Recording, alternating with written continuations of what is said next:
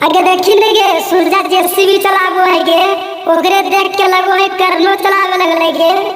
आगे हाँ गे तोरे चक्कर में न चलावे लगल गे जेसीबी गे। ले सुन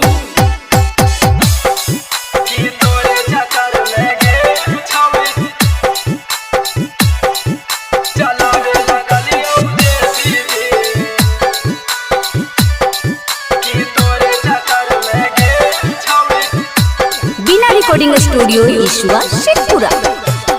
ताजा तोर जबनिया देखी होई गेलौ हाई बीपी। ताजा तोर जबनिया देखी होई गेलौ हाई बीपी की तोरे चक्कर में गे छौड़ी चलावे लगलियौ जेसीबी की तोरे चक्कर में गे छौड़ी चलावे लगलियौ जेसीबी। ताजा तोर जबनिया देखी होई गेलौ बीपी। ताजा तोर जबनिया देखी होई गेलौ हाई बीपी की तोरे चक्कर में गे छौड़ी चलावे लगलियौ जेसीबी की तोरे चक्कर में गे छौड़ी चलावे लगलियौ जेसीबी। आगे सुन गे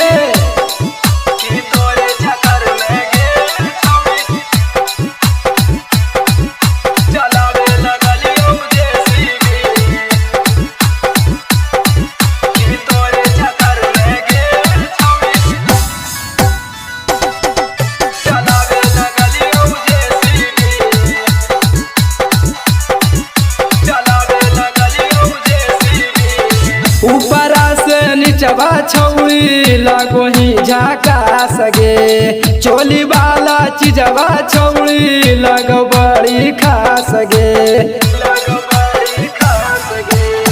ऊपरा से नीचवा छौड़ी लगो ही झाका सगे। चोली वाला चीजवा छौड़ी लगो बड़ी खास गे। कही बतिया छौड़ी मान जो ना गे सिलपी।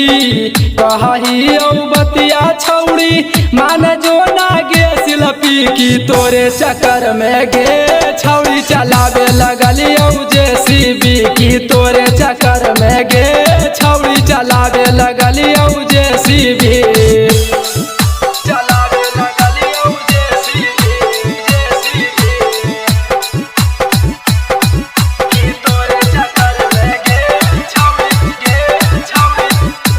रिकॉर्डिंग स्टूडियो ईश्वर शेखपुरा।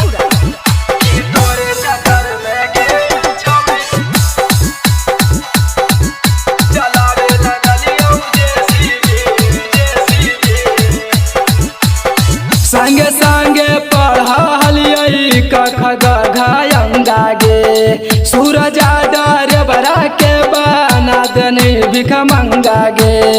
आगे काहे सकनी गे संगे संगे पढ़लियै कख गंगा गे। सूरज डर बरा के बना देने भिख मंगा गे।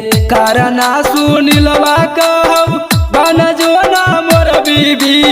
रबिया सुनिलवा कहौ बन जो ना मोर बीबी की तोरे चक्कर में गे छौड़ी चलावे लगलियौ जेसीबी की तोरे चक्कर में गे छौड़ी चलावे लगलियौ जेसीबी। आगे तोरे चक्कर में एकदम पागल हो गेलियौ गे। बिना रिकॉर्डिंग स्टूडियो ईश्वर शेखपुरा।